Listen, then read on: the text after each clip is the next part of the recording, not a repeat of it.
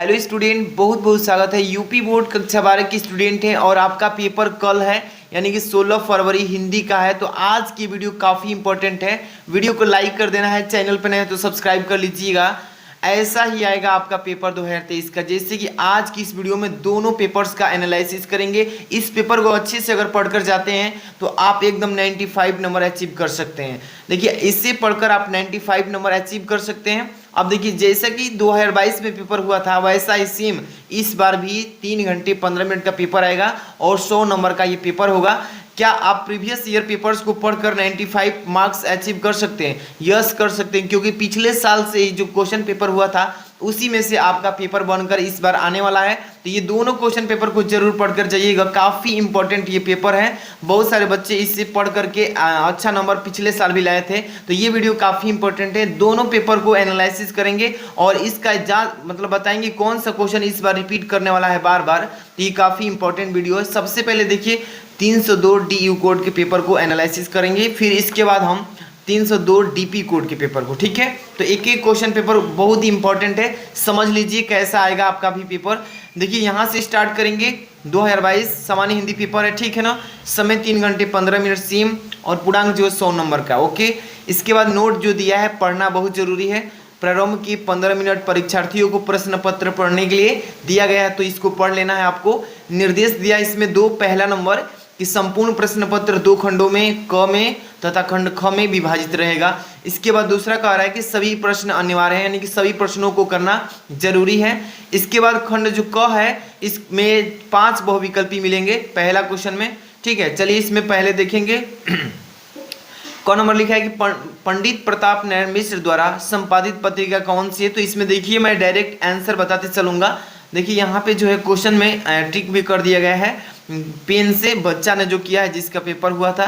तो पंडित प्रताप नारायण मिश्र द्वारा संपादित पत्रिका कौन सी है, तो ब्राह्मण है। यहाँ पे जो तीसरा ऑप्शन है सही है। इसका एनालिसिस कर लीजिए, बहुत ही अच्छे से पढ़कर जाइएगा, इसी में से ज्यादा क्वेश्चन टकराएंगे। देखिए ख नंबर का है रामचंद्र शुक्ल की रचना है। रामचंद्र शुक्ल जी की रचना कौन सी है, तो त्रिवेणी है, सभी बच्चे को मालूम है। इसके बाद है ग नंबर, कर्मभूमि किस विधा की रचना है। कर्मभूमि जो है ये उपन्यास विधा की रचना है, ठीक है। कर्मभूमि उपन्यास विधा की रचना है। इसके बाद देखिए घ नंबर पहला का भाग्य और पुरुषार्थ के लेखक कौन है, तो जैनेन्द्र कुमार जी हैं। कौन है, जैनेन्द्र कुमार ने उसका लेखक है। इसके बाद देखिए यहाँ पे अंग नंबर महावीर प्रसाद द्विवेदी द्वारा संपादित पत्रिका कौन सी है, तो आप सभी को मालूम है कि सरस्वती पत्रिका को संपादित किए थे। तो ये हो जाएगा इसका करेक्ट आंसर। अब चलेंगे क्वेश्चन नंबर 2 से, जो कि ये पद साहित्य से क्वेश्चन बहुविकल्पी बनाए जाते हैं। देखिए इसमें दूसरा का क नंबर क्वेश्चन लिखा है कि पद्मावत का रचना काल है। पद्मावत का रचना काल कौन सा है, तो भक्ति काल है, सभी बच्चे को मालूम है ना, इसको अच्छे से पढ़ करके जाना। इसके बाद ख नंबर देखिए सरोज स्मृति के रचयिता कौन है। सरोज स्मृति के रचयिता सूर्यकांत त्रिपाठी निराला जी हैं, आप सभी को मालूम है। अच्छे से प्रिपरेशन कर लीजिए एक एक क्वेश्चन को।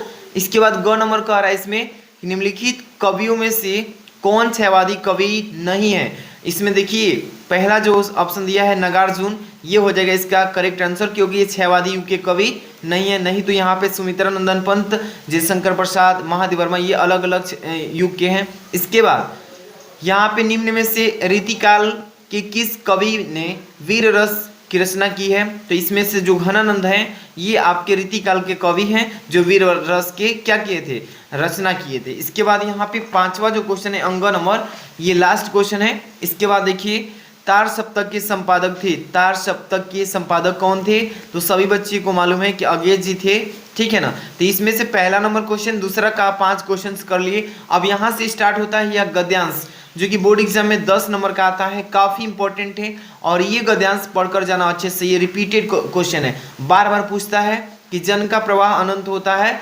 सहस्त्रों वर्षों से भूमि के साथ राष्ट्रीय जन ने तदत्म्य प्राप्त किया है। जब तक सूर्य की रश्मियां नित्य प्रातः काल भुवन को अमृत से भर देती हैं, तब तक राष्ट्रीय जन का जीवन भी अमर है। इतिहास के अनेक उतार चढ़ाव पार करने के बाद भी राष्ट्र निवासी जन नई उठती लहरों से आगे बढ़ने के लिए अजर अमर है। जन का संततवाही जीवन नदी के प्रवाह की तरह है, जिसमें कर्म और श्रम के द्वारा उत्थान के अनेक घाटों का निर्माण करना है। तो इसमें देखिए 5 क्वेश्चंस दिए रहेंगे। पहला रहेगा पाठ के शीर्षक का और लेखक का नाम। तो सभी बच्चे को मालूम होना चाहिए कि किस चैप्टर से ये गद्यांश दिया है, ट्रिक समझना चाहिए।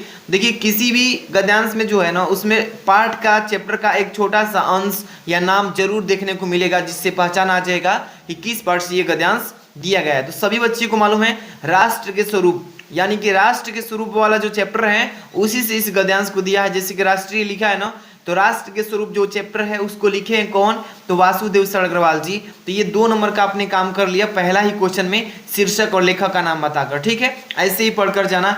इसके बाद क्या है, जन का प्रवाह का आशय क्या है, जन का प्रवाह अनंत होता है। ठीक है ना, मतलब इसी गद्यांश में इस क्वेश्चन का आंसर छिपा है, आपको खोज कर इसको उत्तर पुस्तिका में लिखना होता है। दूसरा के बाद तीसरा कि भूमि के साथ किसने तादात्म्य प्राप्त किया है। तो इसमें दिया है कि देखिए सहस्त्रों वर्षों से भूमि के साथ राष्ट्रीय जन ने तादात्म्य प्राप्त किया है। इसका आंसर इसी तरीके से पढ़ लेंगे। 4 नंबर, जन का जीवन किस तरह है, जन का जो जीवन है ये किस तरह है। तो देखिए जन का जीवन संततवाही नदी के प्रवाह की तरह है। देखिए दिख रहा है ना, इसी में से क्वेश्चन दिया है। लास्ट क्वेश्चन है रेखांकित अंश की व्याख्या कीजिए। तो यहाँ पे दिख रहा है ना, 2 लाइन का इसका रेखांकित अंश की व्याख्या कर देना है। बस अच्छे से पढ़कर जाइएगा, एक एक क्वेश्चन आप अच्छे से करके आएंगे। ठीक है, जन का प्रवाह अनंत होता है, सहस्त्रों वर्षों से भूमि के साथ राष्ट्रीय जन ने तादात्म्य प्राप्त किया है। इसका रेखांकित अंश क्या हो जाएगा कि लेखक कहता है कि जब तक धरती पर सूर्य की रश्मियां यानी कि किरणें प्रतिदिन धरती को अपने अमृत रस से जीवन प्रदान करती है, यानी करती रहेगी, तब तक किसी राष्ट्र और वहां के जन का अस्तित्व भी बना रहेगा। जब तक राष्ट्र की प्रगति के फलस्वरूप उसका अस्तित्व रहेगा, तभी तक राष्ट्रीय जन का भी जीवन रहेगा। तो यही इसका रेखांकित अंश की व्याख्या कह रहा है। तो आप लोग अच्छे से पढ़कर जाइएगा, एक एक क्वेश्चन इसमें से काफी टकराएंगे, आपको बता रहे हैं। यहाँ पे अथवा वाला जो दिया है गद्यांश, इसको भी आप पढ़ सकते हैं। लिखा है ना कि भाषा स्वयं संस्कृत का एक अटूट अंग है, संस्कृत परंपरा से निःसृत होने पर भी परिवर्तनशील और गतिशील है। उसकी गति विज्ञान की प्रगति के साथ जोड़ी जाती है। वैज्ञानिक आविष्कारों के प्रभाव के कारण अद्भुत नई सांस्कृतिक हलचलों को शाब्दिक रूप देने के लिए भाषा के परंपरागत प्रयोग पर्याप्त नहीं है। इसके लिए नए प्रयोगों की नई भाव योजनाओं को व्यक्त करने के लिए नए शब्दों की खोज महती आवश्यक है। देखिए गद्यांश जैसे आपने पढ़ा तो आपको मालूम चल गया होगा किस चैप्टर से दिया है। तो ये भाषा और आधुनिकता, देखिए चैप्टर का अंश नाम का मिला है ना पहले ही, तो भाषा मिल गया ना। तो इसी ट्रिक से समझ लेना है कि भाषा और आधुनिकता वाला जो चैप्टर है, उस चैप्टर के राइटर कौन है, प्रोफेसर जी सुंदर रेड्डी। उसी से आपका 2 नंबर काम यहाँ पे क्लियर हो गया, मिल गया ना। इसी तरीके से भाषा अटूट अंग है किसका, तो भाषा स्वयं संस्कृत का एक अटूट अंग है। देखिए इसी गद्यांश में इस सारे प्रश्नों का उत्तर है, आप लोग खोज करके अच्छे से तैयार कर लिए हैं और तो बहुत ही बेस्ट है। इसके आगे चलेंगे, ये पद्यांश पढ़ेंगे और एक एक क्वेश्चन का एनालिसिस करके समझा देते हैं किस तरीके से आएगा, तो कैसे लिखना है। यहाँ पे दिए गए पद्यांश पर आधारित निम्नलिखित प्रश्नों के उत्तर दीजिए। यहाँ पे 10 नंबर का ये भी क्वेश्चन आएगा कि दुख की पिछली रजनी बीच विकसता सुख का नवल प्रभात, एक पर्दा यह झीना नील छिपाए हैं जिसमें सुख गात, जिसे तुम समझे हो अभिशाप जगत की ज्वालाओं का मूल, इसका वह रहस्य वरदान, कभी मत जाओ इसको भूल। कवि और कविता का नाम लिखिए। पहला क्वेश्चन ने पूछा है, कह रहा है कवि और कविता का नाम, इसका मतलब कह रहा है शीर्षक और लेखक का नाम बताइए। इसके बाद कह रहा है श्रद्धा किसके हताश मन को प्रेरणा दे रही है, जिसमें श्रद्धा जो है मनु की हताश को प्रेरणा दे रही है। रजनी किसका प्रतीक है, इसी में है इसका आंसर। इसमें देखिए 4 नंबर क्वेश्चन, सुख का नवल प्रभात कब आता है, आरेखांकित अंश की व्याख्या। तो ऐसे ही आपके क्वेश्चन आएंगे, अच्छे से पढ़ के जाना। 2 क्वेश्चन रहेंगे या अथवा के रूप में भी देखिए यहाँ पे दिया है, जो आए किसी एक को ही करना है, दोनों को नहीं करना है। ये गलती आप मत कीजिए, टाइम इन्वेस्ट होगा और नंबर नहीं मिलेगा।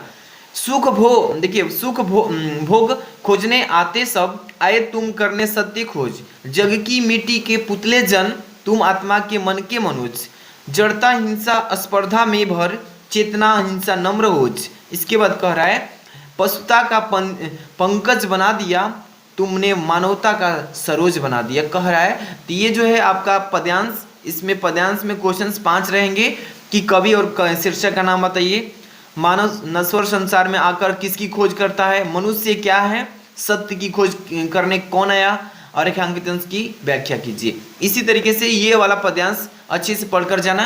इसके बाद देखिए यहाँ पे क्वेश्चन जो दिया है 5 नंबर क्वेश्चन में, देखिए यहाँ पे कि 5 का क लिखा है कि निम्नलिखित में से किसी एक लेखक का साहित्यिक परिचय देते हुए उनकी कृतियों पर मतलब कि उल्लेख कीजिए। तो देखिए यहाँ पे कह रहा है ना कि 3 ऑप्शंस दिए रहेंगे, डॉक्टर हजारी प्रसाद द्विवेदी, प्रोफेसर जी सुंदर रेड्डी, डॉक्टर एपीजे अब्दुल कलाम।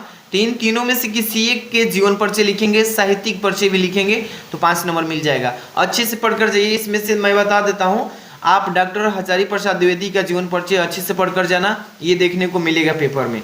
इसके बाद है अगला 5 का ख कि निम्नलिखित में से कौन सी किसी एक कवि का साहित्यिक परिचय देते हुए उनका जीवन परिचय लिखिए। 80 शब्दों में लिखना है। मैथिली सड़गुप्त जी का दिया है, अयोध्या सिंह उपाध्याय, हरिऔध जी का, महादेव वर्मा। तो आप देखिए किसी एक कवित्री का भी जीवन परिचय पढ़कर जाइएगा, या मैथिली सड़गुप्त जी का भी पढ़ लीजिए, काफी इंपॉर्टेंट है। इसके बाद देखिए यहाँ पे दिया 6 नंबर, पंचलाइट अथवा बहादुर कहानी की कथानक पर सार लिखिए। तो आप जो आसान लगे, बहादुर कहानी भी लिख सकते हैं या पंचलाइट। तो पंचलाइट भी बहुत ही बेस्ट कहानी है, इसको पढ़ लीजिएगा, या बहादुर एक लड़की की कहानी है। इस दोनों में से कोई एक अच्छे से तैयार करके चाहिए, एकदम हेडिंग में देखने को मिलेगा। या अथवा में भी दिया है ध्रुव यात्रा कहानी का उद्देश्य लिखिए, तो वो भी लिख सकते हैं। इसके बाद देखिए 100 पठित खंड काव्य के आधार पर ये क्वेश्चन नंबर 7 जो आता है, ये जिलेवार होता है। हर एक जिले में क्वेश्चन अलग अलग पढ़ाया जाता है, तो आप किस जिले से कमेंट करके जरूर बताइए, और आप लोग अपने जिले वाइज अच्छा जो क्वेश्चन है बार बार रिपीट कर रहा है उसी को पढ़कर जाना। इसके बाद देखिए इधर खंड ख स्टार्ट होगा, दिख रहा है ना खंड ख। यहाँ से दिया है खंड ख में कि दिए गए संस्कृत गद्यांशों में से किसी एक का संस्कृत संदर्भ हिंदी में अनुवाद कीजिए। जैसे कि ये 2 क्वेश्चन, 2 नंबर का संदर्भ होगा और 5 नंबर का अनुवाद होगा। इस 7 नंबर का क्वेश्चन आता है कि लिखा है कि संस्कृत साहित्यम आदि कवि वाल्मीकि महर्षि व्यास कवि कुलगुरुः कालिदास अन्ये च भास भारवी भौद्ध भूत्यादो महाकाव्यम स्वकीयम ग्रंथ रत्ने अपति पाठकानम हिदम विराजन्ते। इसको अच्छे से पढ़ लीजिएगा। ये संस्कृत का गद्यांश है, इसका पहले संदर्भ लिखना होगा। इसके लिए आपको चैप्टर का नाम मालूम होना चाहिए, चैप्टर का मालूम नाम रहेगा तभी जाकर के संदर्भ लिख पाएंगे। इसके बाद इसका हिंदी में अनुवाद करना होगा, ठीक है, तो 7 नंबर मिलेगा। अथवा में भी दिया रहेगा क्वेश्चन, दोनों में से कोई एक करना है जो आपको याद हो, ठीक है। महामना विद्वान वक्ता धार्मिको नेता पटुआ पत्रकारिश्चत परमस्य सर्वोच्च गुणम जनसेवाय आसीत् यत्र कुत्रापि अयम जनानम दुखितान पीड्यमानस पश्यतम तत्रैव सह शीघ्रमेव उपस्थितः सर्वविघ्नं सहास्य अकरोत्। इसके बाद है प्राणी सेवा अस्य स्वभाव एवासित। तो देखिए इसमें से कोई एक ही करना है, इसका संदर्भ के साथ हिंदी में अनुवाद करना है, तब जाके 7 नंबर मिलेगा। तो इन सारे पेपर्स का मैं सॉल्यूशन भी करा चुका हूं, लेकिन इसको दोबारा पढ़ा रहा हूं ताकि आप अच्छे से पढ़कर जाइए, इसी में से क्वेश्चन टकराएंगे, ठीक है। यहाँ पे 8 का ख देखिए, दिए गए श्लोकों में से किसी एक का संदर्भ सहित हिंदी में याद कीजिए, मतलब अनुवाद कीजिए। ये 7 नंबर का ये भी आता है श्लोक, जैसे विद्या विदायम धनम मदाय सत्य परेशान अपरिडीयम। इसके बाद खलस्य साधो विपरीत मेजाज्ञानम दानाय च। तो देखिए इसमें से श्लोक दिया है, जो आपको याद रहे श्लोक का संदर्भ, इसके बाद इसका हिंदी में अनुवाद कर देंगे तो आपका 7 नंबर मिल जाएगा। बहुत छोटा सा ये टॉपिक है लेकिन बहुत अंक का है, 7 नंबर का। अथवा में भी दिया है, जो आए वो कर सकते हैं। लिखा है कि न में रोचते भद्राम व उलुक विभेदनम। इसके बाद है देखिए अक्रुधस्य मुखम पश्य कथम कुद्रो भविष्यत। तो इसमें से किसी एक पद्यांश का श्लोक का आपको संस्कृत में हिंदी में संदर्भ, इसके बाद इसका क्या लिखेंगे, अनुवाद कर देंगे हिंदी में, 7 नंबर मिल जाएगा, ठीक है। यहाँ से आपका ग्रामर पोर्शन स्टार्ट हुआ है। देखिए 9 नंबर से निम्नलिखित मुहावरों लोकोक्तियों में से किसी एक का अर्थ लिखकर वाक्यों में प्रयोग कीजिए। आंखों का तारा होना, इसका अर्थ लिखेंगे अति प्रिय, इसका वाक्य में प्रयोग कर देंगे, ठीक है, तो 2 नंबर मिल जाएगा। किसी एक को करना है। यहाँ पे 4 ऑप्शंस हैं, इसमें कुछ मुहावरे हैं, कुछ लोकोक्तियाँ हैं। नाक में नकेल डालना, सावन हरे न भादो सूखे, माखन लगाना। तो ये सभी जो हैं आपको ये चारों में से किसी एक को अर्थ के साथ वाक्य प्रयोग करना होता है। आप तो तैयार कर ही लिए हैं, इसी में से पढ़ के जाना। 10 नंबर, निम्नलिखित शब्दों के संधि विच्छेद कीजिए। साक्षरः का संधि विच्छेद क्या होगा आपको मालूम होना चाहिए। क्या होता है देखिए, इसमें 4 ऑप्शंस दिए रहेंगे, लास्ट में अह की मात्रा जुड़ा रहेगा। आपको मालूम होना चाहिए कि इसमें से कौन सा ऑप्शन सही है। तो सधन अक्षर होगा कि साधन अक्षर होगा कि से धन छरा होगा। साधन यहाँ पे सधन अक्षरा होगा। तो यहाँ पे देखिए अच्छे से पढ़िए। इसके बाद यहाँ पे मतलब तीसरा भी ऑप्शन दिया है, जो आपको सही है उसी पर टिक करना है। यहाँ पे दूसरा है नगेंद्र का संधि विच्छेद क्या हुआ, तो नगेंद्र का नर धन इंद्रा हो जाएगा। यहाँ पे देखिए स्वागतम का सुधन आगतम हो जाएगा। ठीक है, इसी तरीके से पढ़ के जाना है। एक एक क्वेश्चन अच्छे से रिवाइज कर लीजिएगा। निम्नलिखित में दिए गए विभक्ति और वचन बताना है। आत्मने का विभक्ति बताइए। कल ही ग्रामर पोर्शन में मैं पूरा कंप्लीट करा दिया हूँ कि आत्मने का विभक्ति क्या होगा। ठीक है, इसके बाद यहाँ मैं नामना का भी बता दिया हूँ कल ही का ग्रामर सेक्शन में। पूरा अच्छे से पढ़ के जाइए, इससे बाहर कुछ नहीं आएगा। यहाँ पे 11 नंबर, निम्नलिखित शब्द युग्मों का सही अर्थ चुन करके लिखिए। श्रवण और श्रवण में क्या होता है, श्रवण का मतलब सुनना होता है, एक सुनना होता है। ठीक है ना, एक श्रवण का मतलब देखिए यहाँ पे मतलब कि यहाँ पे दुर्जन दिया है, एक भिक्षु दिया है, परिश्रमी दिया है। तो यहाँ पे सावन और पश्चिमी जो आपको याद हो टिक करके अच्छे से तैयार करके जाना। अंश और अंश, ठीक है, हिस्सा और भाग होता है। ठीक है, कंधा और हिस्सा, ये वाला हो जाएगा इसका। ठीक है, निम्नलिखित शब्दों में से किसी एक क शब्द के दो प्रवाची। अंबर दिया है तो अंबर का गगन हो जाएगा, आकाश हो जाएगा, नभ हो जाएगा, लेकिन 2 ही लिखना है। चपला दिया है, जड़ दिया है, तो किसी एक का 2 प्रवाची लिख देना है, 2 नंबर मिलेगा। यहाँ पे ग नंबर दिया है। निम्नलिखित वाक्यांशों के लिए सही शब्द का चयन कीजिए। यहाँ पे पहला है अनुकरण करने योग्य, अनुकरणीय बोलते हैं, सभी बच्चे जानते हैं। यहाँ पे वन में रहने वाला को वनवासी बोलते हैं। ठीक है ना, और ये पहला ऑप्शन सही है। इसके बाद दिया गया है इसमें निम्नलिखित में से किन्हीं 2 वाक्यों को शुद्ध करके अपने उत्तर पुस्तिका में लिखिए। पहला है कि महादेव वर्मा विद्वान कवयित्री थी। महादेव वर्मा विद्वान कवयित्री थी, इसमें आपको गलती है, इसको शुद्ध करके अपने कॉपी में लिखना है। ठीक है ना। अध्यापक कक्षा में पढ़ा रही है, अध्यापिका कक्षा में पढ़ा रही है, सभी बच्चे जानते हैं। तुम मेरे से मत बोलो, तुम मुझसे मत बोलो, मैं लड़कों को पढ़ाया हूँ, मैं लड़के को पढ़ाया हूँ। ठीक है ना। यहाँ पे देखिए 12 नंबर क्वेश्चन, ये 6 नंबर फिक्स है, इसी को पढ़ के जाना। सभी बच्चे को मालूम है श्रृंगार रस शांत रस दिया है ना, तो इसमें से किसी एक को फिक्स है कि आपका पेपर में यही आएगा। यहाँ पे अनुप्रास और रूपक दिया है ना, इसमें से आपको अच्छे से पढ़ के जाना है। ये दोहा सोठा लिखा है तो दोहा पढ़ लीजिए, अनुप्रास पढ़ लीजिए। ये फिक्स क्वेश्चन है, इसी को बोलते हैं फिक्स क्वेश्चन। ये 6 नंबर के आते हैं, 2-2 नंबर के तीनों मिलके। परिभाषा के साथ उदाहरण भी देखना होता है। ठीक है, अच्छे से पढ़ लेना। इसके बाद देखेंगे अगला क्वेश्चन। देखिए यहाँ पर 13 नंबर, छात्रवृत्ति हेतु बैंक में खाता खोलने के लिए बैंक अधिकारी को एक आवेदन पत्र लिखिए। ये पेपर में हर साल पूछा जाता है, 6 नंबर का पत्र आता है, या अथवा में भी दिया रहेगा। अपने गांव की सफाई हेतु संबंधित अधिकारी को एक पत्र लिखिए। तो दोनों में से किसी एक को आप अच्छे से लिख लेंगे, 6 नंबर पक्का हो जाएगा। और इसका वीडियो मैं ऑलरेडी बना दिया हूँ, आपको आज ही मिलेगी। देखिए इसके बाद 14 नंबर, निम्नलिखित विषयों में से किसी एक विषय पर अपनी भाषा शैली में निबंध लिखिएगा। ठीक है ना। यहाँ पे देखिए, यहाँ पे 5 ऑप्शंस रहेंगे, किसी एक टॉपिक पे आपको निबंध लिखना होगा अच्छे से। जैसे बाढ़ की समस्या कारण निवारण पे आया है, स्वच्छता अभियान जन जन का कल्याण दिया है, आरक्षण व्यवस्था वरदान अभिशाप, साहित्य में लोक मंगल की भावना, कृषक जीवन का यथार्थ रूप। तो आपको अच्छे से पढ़ के जाना है किसी एक टॉपिक को। इसमें से मैं मोस्ट इंपॉर्टेंट टॉपिक की बात करूं तो बाढ़ की समस्या कारण निवारण अच्छे से पढ़ लीजिएगा।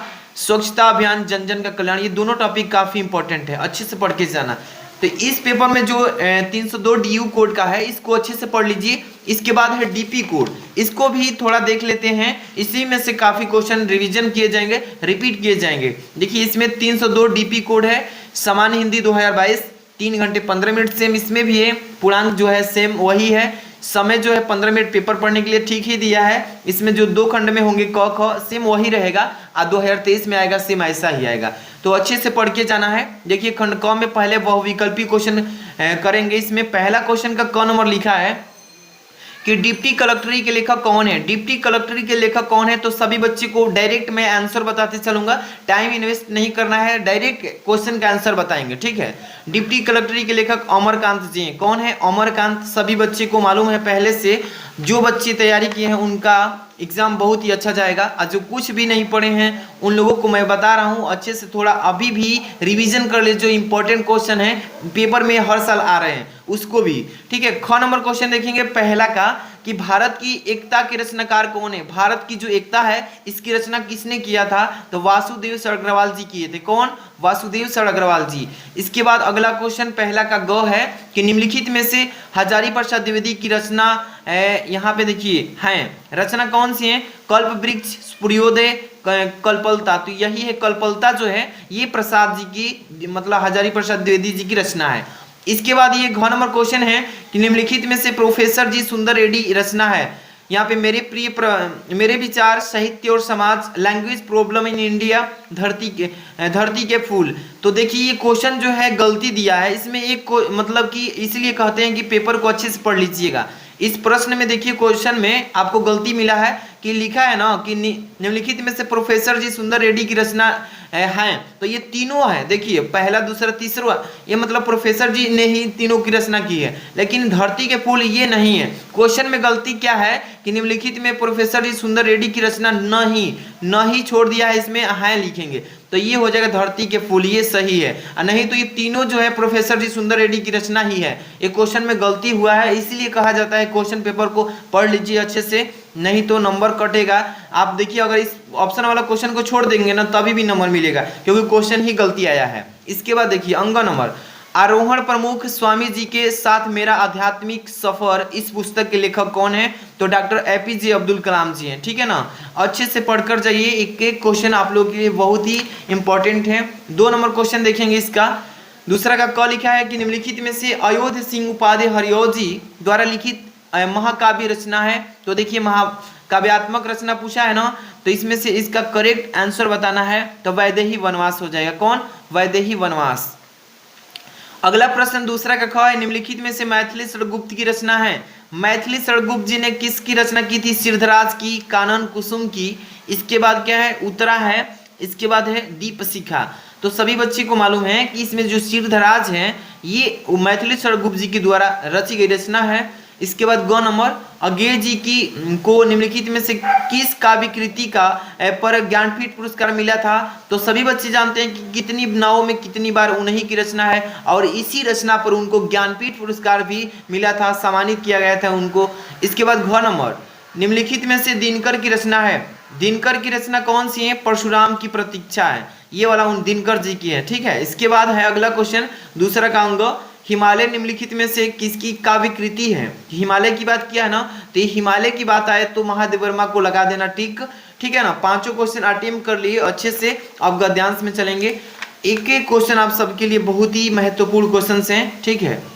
इसमें देखिए 3 नंबर क्वेश्चन में दिए गए गद्यांश पर निम्नलिखित आधारित प्रश्नों के उत्तर देना है। 10 नंबर का ये भी आएगा, साहित्य, कला, नृत्य, गीत, आमोद प्रमोद के अनेक रूपों में राष्ट्रीय जन अपने अपने मानसिक भाव को प्रकट करते हैं। आत्मा को जो विश्वव्यापी आनंद भाव है वह इन विविध रूपों से साकार होता है। यद्यपि बाह्य रूप की दृष्टि से संस्कृत के ये बाहरी लक्षण अनेक दिखाई पड़ते हैं, किंतु आंतरिक आनंद की दृष्टि से उनमें एक सूत्रता है। जो व्यक्ति सहृदय है वह प्रत्येक संस्कृत के आनंद पक्ष को स्वीकार करता है और उसमें आनंदित होता है। इस प्रकार की उदार भावना ही विविध जनों से बने हुए राष्ट्र के लिए स्वास्थ्यकार है, ठीक है ना। जैसे आपने इसको पढ़ा है, इसमें 5 क्वेश्चंस दिए रहेंगे, तो ये किस चैप्टर से दिया गया है पद्यांश सभी बच्चे को मालूम है। सबको मालूम है कि राष्ट्र का स्वरूप वाला चैप्टर से दिया है, जिसके राइटर वासुदेव सरगर्वाल जी हैं। इसमें 5 क्वेश्चंस दिए रहेंगे, पांचों का आंसर दे देंगे ना कि राष्ट्रीय जन अपने अपने मानसिक भावों को किन रूपों में प्रकट करते हैं। इसके बाद यहाँ पे जितने भी क्वेश्चंस दिए हैं, देखिए इसमें दिया है ना कि राष्ट्रीय जन ने अपने अपने मानसिक भावों को प्रकट करते हैं किस रूपों में, यहाँ पे आमोद प्रमोद, इसी में से आपका क्वेश्चन का जवाब देना है, ठीक है ना। पांचों क्वेश्चन कर लीजिएगा। अथवा में दिया है कि रमणीयता और नित्य नूतनता, अन्योनाश्रित रमणीयता के अभाव में कोई भी चीज मान्य नहीं होती। नित्य नूतनता किसी भी सर्जक की मौलिक उपलब्धि की प्रामाणिकता सूचित करती है। ठीक है, जैसे इसको भी पढ़ेंगे तो आपको मालूम चल जाएगा किस चैप्टर से। भाषा और आधुनिकता से दिया है। भाषा और आधुनिकता के राइटर कौन है? प्रोफेसर जी सुंदर रेड्डी।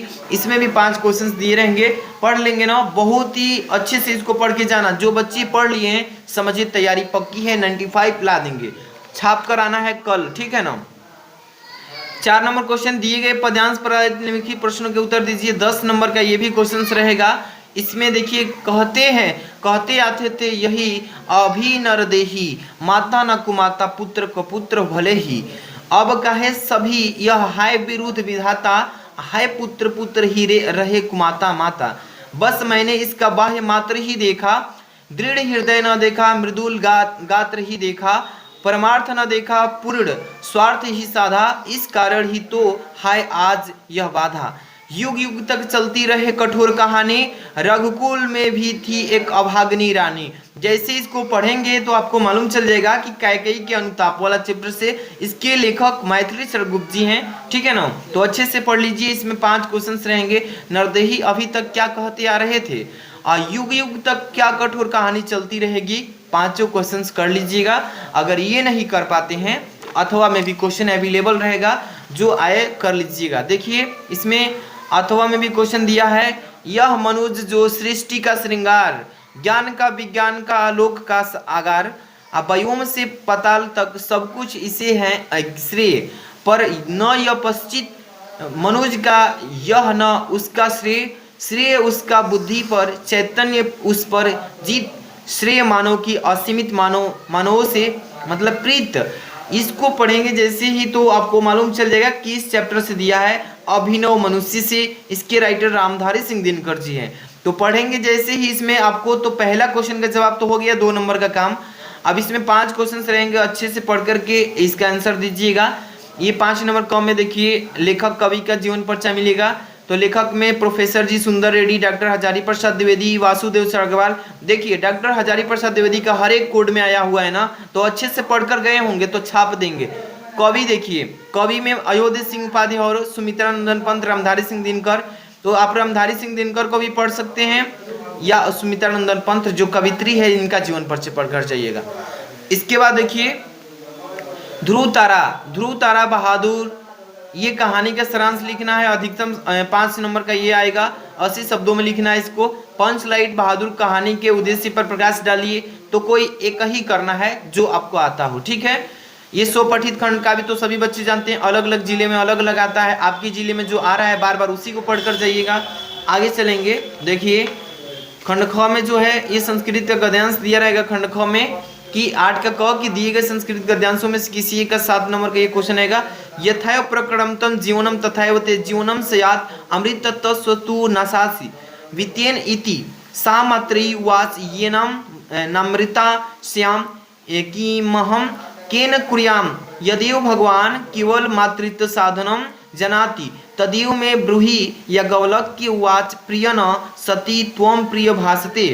तो इस गद्यांश को, संस्कृत के गद्यांश को जैसे पढ़े आपको मालूम चल गया कि किस चैप्टर से दिया है।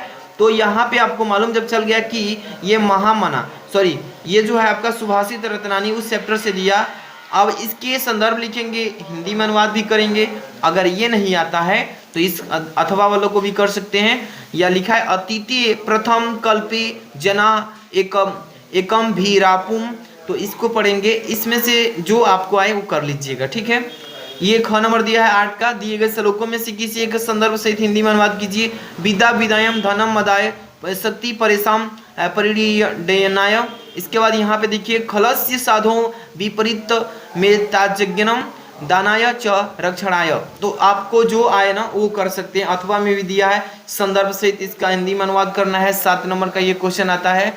9 नंबर जो है निम्नलिखित मुहावरों और लोकोक्तियों में से किसी का शब्द में अर्थ लिखकर वाक्य प्रयोग कीजिए। अपने पैरों पर खड़ा होना, माखन लगाना, पिया चाहे सोई सुहागिन, सावन हरे न भादो। जो आपको आए वो कर लीजिएगा। अपने पैरों पर खड़ा होना, ठीक है। इसके बाद यहाँ पे 10 नंबर निम्नलिखित शब्दों के संधि विच्छेद कीजिए। अंतरात्मक दिया है अंतरात्मा, तो इसका जो सही ऑप्शन है आपको टिक कर लेना है। मतलब सबका वीडियो में बना दिया हूँ पूरा सोल्यूशन के साथ। अगर इसका पूरा फुल सोल्यूशन चाहते हैं तो वीडियो को डिस्क्रिप्शन चेक कीजिए या आप सर्च कीजिए YouTube study 2022 Hindi DP code या डीयू कोड सब आ जाएगा। ठीक है, यहाँ पे देखिए नरदेह का संधि विच्छेद, नरेंद्र का नरधन इंद्र हो जाएगा, पवित्र का हो जाएगा पोधन इत्रम। ठीक है ना, पढ़ लीजिएगा। आत्मना का तृतीय विभक्ति एक वचन हो जाएगा। यहाँ पे नामनी का सप्तमी विभक्ति एक वचन हो जाएगा। देखिए इसका रिपीटेड करा रहा हूँ, बस तैयारी तो कर ही लिए होंगे। निम्नलिखित अर्थ चुनना इसमें। अभय उभय का, अभय मतलब निडर और उभय मतलब कामन होता है यानी दोनों होता है, तो ये निडर और दोनों हो जाएगा। अंश अंशु का हो जाएगा भाग और किरण। निम्नलिखित शब्दों में से किसी के दो पर्यायवाची शब्द बोलते हैं। काल का, चपला का, नाग का, यहाँ पे तैयार कर लीजिएगा। जिसकी गणना की ना जा सके उसको अगणनीय बोलते हैं। जंगल में जंगल की अग्नि को द्वाग्नि बोलते हैं। सभी बच्चे को तैयारी हो गई होगी लगभग। निम्नलिखित में से किन्हीं दो वाक्यों को शुद्ध कीजिए। यह किताब 5 रुपये की है, यह किताब 5 रुपये की है। इसमें गलती है तो शुद्ध करना है, यह किताब 5 रुपये का है। तुलसी परमेश्वर ईश्वर के भक्त थे। इलाहाबाद जाने के अनेकों रास्ते हैं, आप पधार कर हमें अनुग्रहित करें। तो इसका आपको अच्छे से पढ़ के जाना। शुद्ध शुद्ध, वीर रस, हास्य रस, अनुप्रास, उपमा, दोहा, चौपाई। ये तो मतलब फिक्स क्वेश्चन है, आप पढ़ कर जाइएगा, एकदम फिक्स इसी में से फंसेगा। ये जो है पत्र लेखन आप थोड़ा अच्छे से ध्यान दीजिएगा। 6 नंबर की टॉपिक है। किसी विद्यालय के प्रबंधक के नाम पर पद प्रवक्ता पर अपनी नियुक्ति हेतु आवेदन पत्र लिखिए, या अथवा में भी दिया रहेगा। अगर जो आपको आता हो उसको तैयार करके लिख सकते हैं। होजरी की दुकान खोलने के लिए किसी बैंक के शाखा प्रबंधक को एक आवेदन पत्र लिखिए जिसमें ऋण की मांग की गई हो। ठीक है, इसके बाद 14 नंबर, निम्नलिखित विषयों में से किसी एक भाषा शैली में निबंध लिखना है। तो सबको मालूम है भ्रष्टाचार समस्या समाधान, वन संपदा की उसकी उपयोगिता, दहेज प्रथा, अतीत और वर्तमान। मतलब काफ़ी इंपॉर्टेंट है। भारत में आतंकवाद कारण और निवारण, इसको पढ़ लीजिएगा। जनसंख्या निमंत्रण पर इसको भी पढ़ लीजिएगा। तो इस वीडियो में जो ये क्वेश्चंस पेपर को मैंने एनालिसिस किया, इसको अच्छे से जो बच्चा पढ़ के जाता है तो समझिए कि उसकी तैयारी पक्की है। ऐसे ही क्वेश्चन आएंगे। अब कहाँ से क्वेश्चन यूपी बोर्ड लाएगा? जितने पेपर्स डाला है उसी में से चुन कर डालता है, इधर से उधर कर देता है। तो पेपर से ही पेपर तैयार होते हैं। तो आप लोग अच्छे से तैयारी किए होंगे तो एकदम अच्छा से लीक कराएंगे। वीडियो पसंद आई हो तो लाइक, चैनल को सब्सक्राइब कर लीजिएगा। मिलते हैं नेक्स्ट वीडियो में।